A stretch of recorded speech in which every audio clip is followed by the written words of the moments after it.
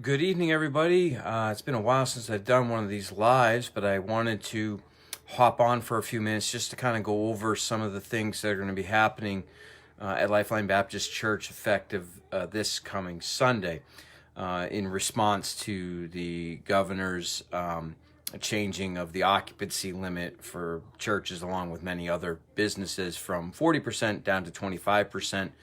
When it went from 50 to 40%, it really didn't affect our church too much. But going from 40% down to 25 does affect our church. And so I want to take a few minutes and talk about what those changes will be, what that will look like, how that will affect you. But let me say this, tomorrow is Christmas Eve, and these changes do not go in effect until December 26th. So we are fine to go move forward with Christmas Eve as we have planned on, with the two services, one at 4 p.m. and one at 6 p.m. There'll be no changes to the services for Christmas Eve.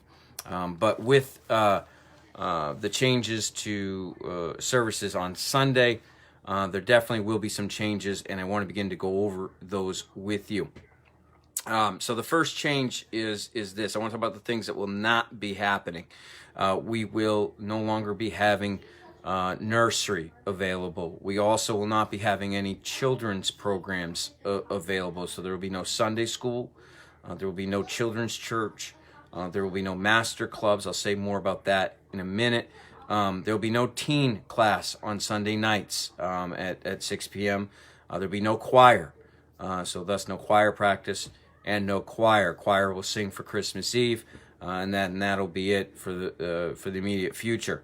Look, none of these things are dangerous. None of these things have been a problem. It's just they're very difficult to keep running with such small numbers. And it's a real strain on the church to do the things that we've been doing.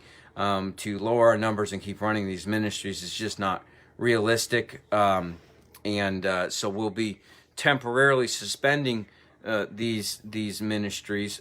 With Master Clubs, let me say this, is we will not be having it, but we are going to continue it through the summer, assuming that there is still some sort of limit. If there is still some sort of limitation on the church as far as occupancy, unless we can operate at 100%, we will need to keep Master Clubs or some sort of program going on Wednesday nights.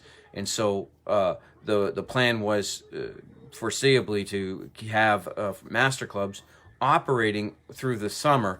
And so by not having it for the next month or two or whatever that is, I know they said a minimum of 2 weeks, but you know how that goes.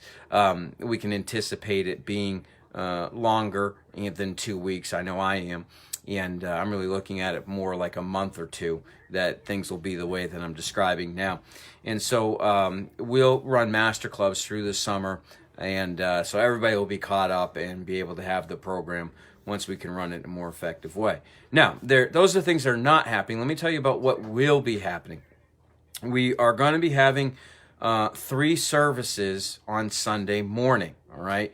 So on Sunday morning, we will be having an 8:30 a.m., a 9:45, and an 11 a.m. Shoot for about an hour-long service, and gives 15 minutes for people to slip out, other people to slip in, give my throat just a little bit of a break, and get back at it. That will all be the same message. There will not be Sunday school in between like we have been with the 8:30 and then Sunday school at 10 and then the same service at 11 that I preached at 8:30. Now we'll just be doing 3 separate services. We have to have our services around 30 plus people. We can't really be more than that. And so because of our occupancy limit, and so we'll do 3 of the same service on Sunday morning. Then Sunday night we will do 2 services on Sunday night, and that will be a different message from the Sunday morning message. And if you came to Sunday morning, you're welcome to come back to Sunday night, and there will be 2 services, one at 4 p.m. and one at 6 p.m. There will be nothing in between. I just kind of spaced those out to give my voice a little bit of a break. I know as the day goes on, it does get a little bit tiresome, so I want to give myself a little bit of break in between there. And so you can pick one of the morning services, 8:30, 9:45, 11 o'clock, and then you can pick one of the evening services, 4 p.m. or 6 p.m. Then for our midweek, what we'll be doing is we'll be having services on 2 different days. We'll have our normal Wednesday service, but we'll also have a Thursday night service at 7 p.m. as well. So Wednesday and Thursday, 7 p.m. Again, there will be no kids programs for any of these, so your kids will be with you at all services for the foreseeable future. Now, we are not going to have signups. I know in the past I've done signups. Not going to be doing any signups. What we are going to do is I'm just going to say, just come to a service, all right? Just pick a service that works for you, come to it, and we're making a lot available. And the way it's worked for our church is it just kind of works itself out that we're always at where we need to be. And if I see there's a particular service that's a little low on numbers, then I might talk to the service that has a little bit higher numbers and say, hey, if one or two families can switch over, we kind of try to even it out, and I'm sure it'll all work out just fine. And so no signups. There's no we don't need to assign seat ever since the renovation. We've been fine with that. So no signups. Just come to a time that works for you. I have worked it out. We will keep our congregational singing. We'll be keeping going. We are working on the musicians for all the different services. I've already got a rough piano schedule worked out with our various piano players. We're working on trying to live stream all the services. Even though I'll be repeating the same message, we are going to try to have the live stream as much as we can for all those services. In case you can't attend a service, you can watch any one of those. And some like to watch the message to see how I change it from one service to the next. But whatever, we're going to try to do everything we can to make that available. And we're going to continue. This will be the pattern of services that will continue until we go back to the 40%. Now, like I said a moment ago, I'm preparing for this to be 1 to 2 months. Hopefully it's less. They said at least a minimum of 2 weeks. I just, I think you're better off to prepare for long, and I've kind of said from this thing from the beginning, it's going to go a lot longer than anybody wants, and that's kind of how it's shaken out so far. And so we need to prepare for the next month or two to run services like this. It's not ideal. Let's be honest, it's frustrating because for 9 months now, Lifeline Baptist Church has had services. We never stopped having services. We've always been within all guidelines. We've always followed the rules that have been prescribed, but we've never stopped having services. We've continued right through. We haven't made a big deal about it, but we've continued right through, and we've not had a problem. For 9 months, following social distancing and making changes to our services, and people wearing masks, and just following all the protocol that we've put in place for 9 months, we have not had a problem. There has not been an outbreak at our church. There has not been anything going on at Lifeline Baptist Church other than the Lord has been glorified. COVID-19, thank the Lord, has not, impacted our church, and I give credit to the people for following all the guidelines that have been laid forth. And so we haven't had issues. So it's a little frustrating when we've been running, 50, 60 people and haven't had a problem and have not had any spread, and and there have been people in the church that tested positive at work or someplace else and came to church unknowingly, and we had no spread at church. Why? Because of the protocol that we have. We have a well-established system that keeps people from contracting this virus at church if someone unknowingly has it and comes to church. And we've done a very good job. The people have done a very good job. So it is frustrating from my perspective to have to drop down to 30 plus people when really there's no need. Now, with that said, I understand the government's feeling of needing to do this. I do understand it. I'm not begrudging it. I actually give them credit for this time around using some wisdom and dropping churches to a percentage along with other businesses and not just giving an arbitrary number that doesn't make any sense, like 10 people, which was utterly stupid. And so I applaud them for making a wise decision, more wise decision this time around. I do think that from our perspective, it's unnecessary. that we could continue to run at 40 or even 50%, and logically we would not have a problem. And that doesn't mean individuals wouldn't contract it, but there would not be spread at church. I feel completely comfortable in saying that.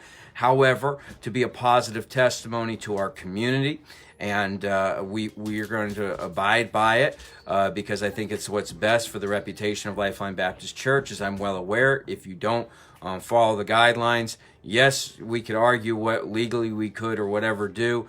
I understand that. However, I also know that the media and social media will absolutely destroy your church in the opinion of the public, and that can hurt you badly. So we don't want that to happen. We want to be a good testimony in our community, and I'm not going to ruin Lifeline's reputation for a couple of weeks or even a couple of months. And so I just want to encourage you now to be in church, all right? So we're making, and look, if there are more people coming, I'm just basing this on who's been coming. Now, if more people want to come, we'll just make more services. I don't mind preaching. It's all day. People are like, hey, aren't you going to be tired? Look, it's preaching the word of God. I don't understand what the problem with pastors preaching multiple services. It's like, well, bless God, if I can't have, 100 people in church, then we're just going to do it. Well, why not just preach multiple services? I've never understood what the problem with this is unless we're lazy. And that's certainly not my approach, and no one I really know is lazy either. We're a bunch of hardworking guys. But so, I'll just have as many services as needed. I'm not worried about that. And so come and enjoy church, sing. Of course, you can watch online as well. And look, I know as people get nervous, it's like, oh, well, they're dropping their numbers down. Things must be bad. Well, they're not any worse than they were 2 days ago. It's a preemptive strike to the idea that people are going to get together for Christmas and New Year's, and it's getting ahead of what is an anticipated spread, which there might be some wisdom in that. I remind you of a Bible verse that is well known, and that is John chapter 14 and verse 1. Let not your heart be troubled. Ye believe in God, believe also in me. Look, then none of this is a surprise to the Lord Jesus Christ, all right? And so when things are moving backwards as they have been, I'm not discouraged by it. I've been waiting for this. I've expected this. I've told our church things are going to change. I knew that we're not going to get through winter without moving backwards. It was pretty much a foregone conclusion. The question was when. And it's now. And will this be the end of it? I don't know. I hope it is. Could it be worse? Possibly. Could they try to go back to 10 people? They could. That'd be utterly idiotic, but they could. And we'll figure that out. We'll deal with that when that is. I don't really put much thought into what might possibly happen. I just deal with what is and come up with plans as need be. So quickly, to recap, Christmas Eve, tomorrow, 4 p.m., 6 p.m., normal services. Pick one. Come. It's going to be a great time. If you're not local, don't have a place to go, come. We'd love to have you. Then on Sunday, 3 morning services. One at 8:30, one at 9:45, one at 11 a.m. All right? No Sunday school. That's all the same service. Pick one. Then in the evening, 4 p.m. or 6 p.m., completely different message. Pick one of those, all right, and come. And then midweek, Wednesdays and Thursdays, it'll be the same message, continuing our study on the book of Revelation, and I invite you to come to that. If anybody, there will be no children's ministries, no nursery, no teen church, no Sunday school for kids or adults, no children's church programs, no choir.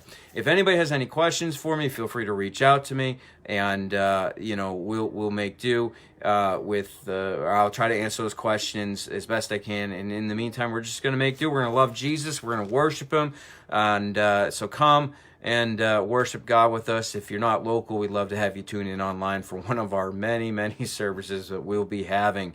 And someone said, you're worried about preaching 5 times on a Sunday. My answer is no. Preaching's the best part of pastoring. It's my favorite part of pastoring. And I don't mind it one bit. I already preach 4 times on Sunday anyways and go to choir practice. So I'm just swapping choir practice for another preaching service. And no, I love choir, don't get me wrong, but I'd rather preach than go to choir practice. So anyhow, listen, thanks for tuning in. Thank you for those that watch us. And Lord bless you. Have a great night.